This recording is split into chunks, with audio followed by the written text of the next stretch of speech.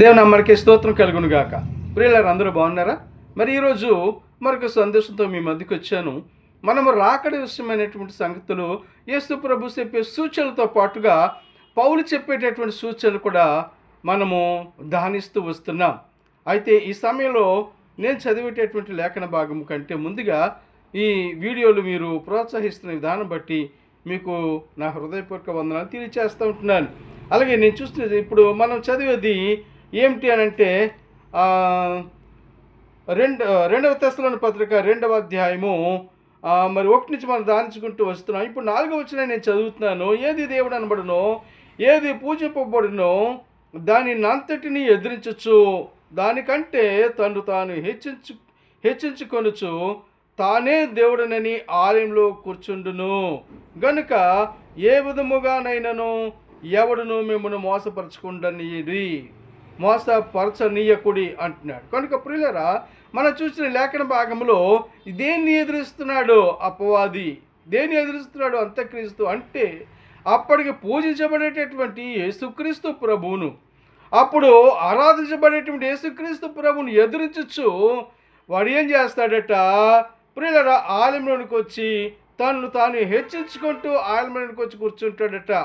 అంటే ప్రియులారా, ఈ యొక్క విషయాన్ని మనం చూసినట్లయితే అప్పటికే యెరూషలేము మందిరం కట్టబడి ఉంటుంది అన్నమాట అండి. అందుచేత అందులోకి వాడు వచ్చి కూర్చుని అనుదిన బలులు నిర్వహించే యాజకులను అడ్డగిస్తూ వాడు తాను అందరికంటే హెచ్చించుకుంటూ ఉంటాడు. హెచ్చించుకోవడమే అపవాది యొక్క పని, హెచ్చించుకోవడమే అంత్యక్రీస్తు యొక్క పని. వాడి స్థానము మొట్టమొదటి ఎక్కడ అనగా పరలోకంలో దేవుని స్తుతించేటటువంటి స్థానము.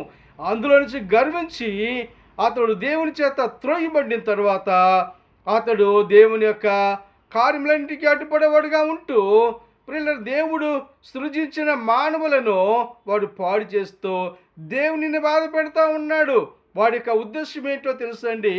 దేవుని నమ్మినటువంటి బిడ్డలను ఆ దేవుని ఎదురకుండానే పాపములో పాడేసి వారిని కష్టపెడుతూ బాధ పెడుతూ వారిని అనేకమైన రీతులుగా అగ్నిగుండానికి తీసుకెళ్లేటటువంటి నరక ప్రవేశం చేయడానికి వారు చేసేటటువంటి పనులన్నీ దేవుని ఎదుట దేవుని రూపంలో ఏర్పాటు చేసుకున్న మానవులను బాధపడుతూ ఉంటే దేవుడు ఎంతో నొచ్చుకుంటున్నాడో ఆ దేవుడు నొచ్చుకునే హృదయాన్ని చూసి వాడు మరి పక్కపక్క నవ్వుతూ దేవునిని బాధ పెట్టేవాడిగా ఉన్నాడనమాట అండి. కనుక ప్రియులారా, ఇలాంటి ప్రయత్నాలు చేస్తూ తను తాను హెచ్చించుకునేటటువంటి వాడిగా ఉన్నట్లుగా మన లేఖన గ్రంథంలో మనం చూస్తుంటున్నాం.